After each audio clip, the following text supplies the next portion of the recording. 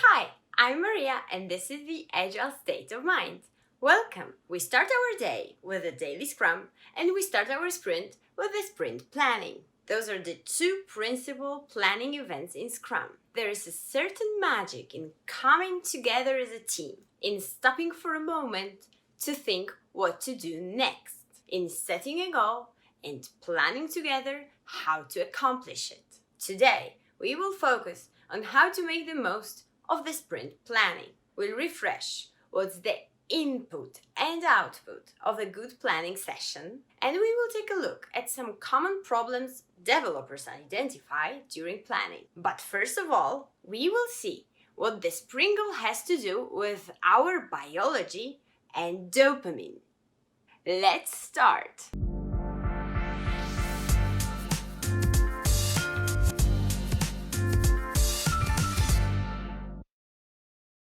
Recently, I read somewhere that there's no greater inspiration than a deadline. And well, there's something to it.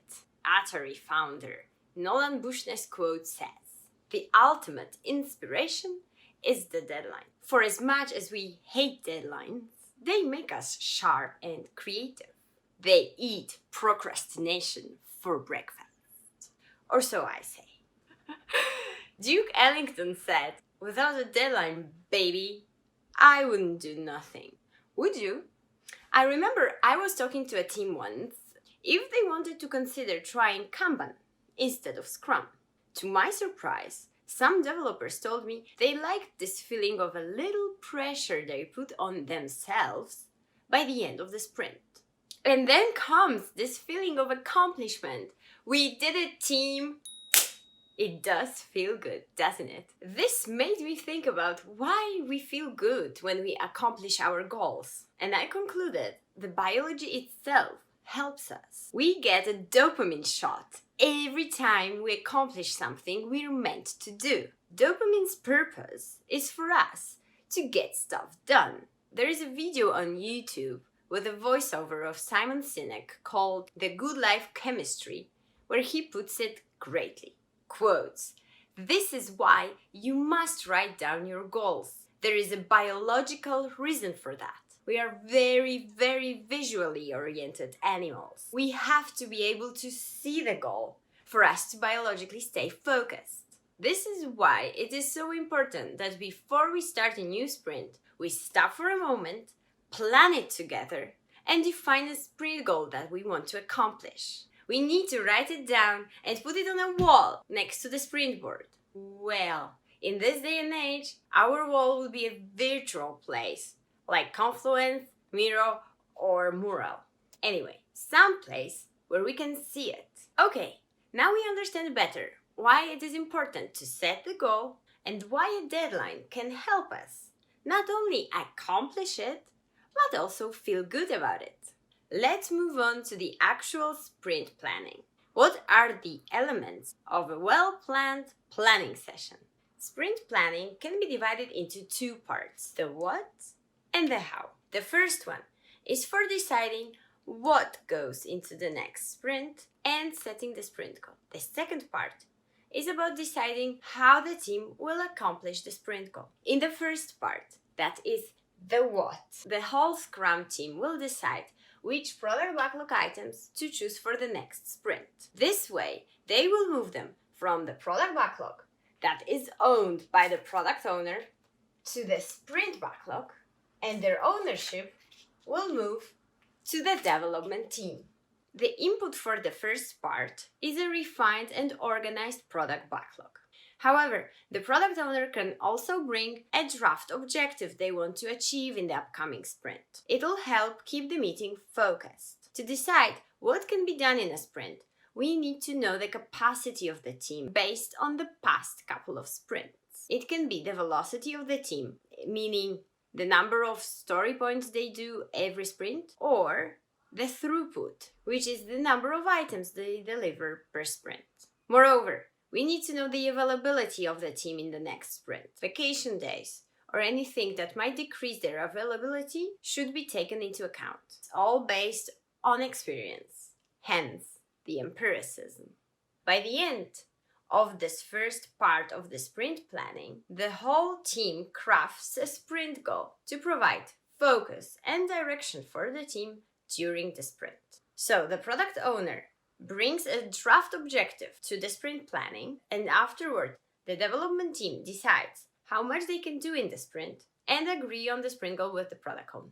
This part usually takes around 1 to 2 hours for a sprint of 2 weeks, depending on how well the backlog has been refined and known to the team. In the second part of the sprint planning, known as the how, the development team self-organizes to decide how those planned work items will be accomplished by the end of the sprint, and they decompose them into small units of 1 day or less. The definition of done helps determine when the user stories, the product backlog items, are considered completed.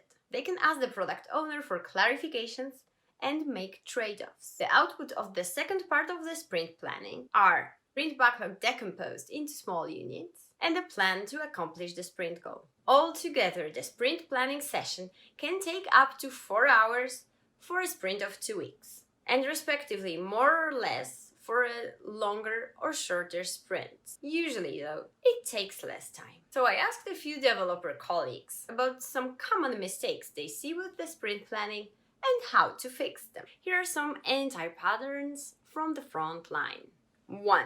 Surprises. The developers are definitely no fans of getting surprised on the sprint planning with new product backlog items. There can be a bug or two that the team hasn't seen before. However, to improve the planning and decrease its complexity, the team should work with the product owner to make sure all the product backlog items have been refined before the sprint planning. 2. No sprint goal, or setting a sprint goal and never mentioning it again, which in the end is the same. When it's not clear what's the goal, what usually happens is that everybody works on a different thing and new things start appearing magically in the sprint. And this is how the team loses their focus. Not to mention the loss of the dopamine rush and the eagerness to accomplish the goal. 3. Not paying attention. Planning can be an exhausting mental exercise, and it's very easy to get distracted and lose the focus. This can result in a poor planning and failing to consider if the team has all they need to meet the sprint goal. Feels a little bit like a déjà vu from the video about the Daily Scrum, doesn't it? Oh really? Did we plan this? Next, Maria. Maria? What? Me? What? Ah, my turn. Sorry. I got lost. Whenever you notice that the team is tired and the meeting stops flowing as it should, doesn't matter if you're a product owner, a scrum master, or a development team member, just offer to take a break. 4. Confusing the forecast with the commitment. In the update of the Scrum Guide back in 2011, the word commitment was replaced with the word forecast. Now it says, the sprint backlog is a forecast by the development team about what functionality will be in the next increment. The idea was to remove the duty and obligation the word commitment entails and bring the word forecast instead. That is more suited for the complex environment where a lot is unknown. This way, the team does their best to meet the forecast, but they don't need to commit to what they cannot predict. And that's all for today. I hope you will get a lot of dopamine rushes when you accomplish your sprint goals. Thanks for watching. Bye bye.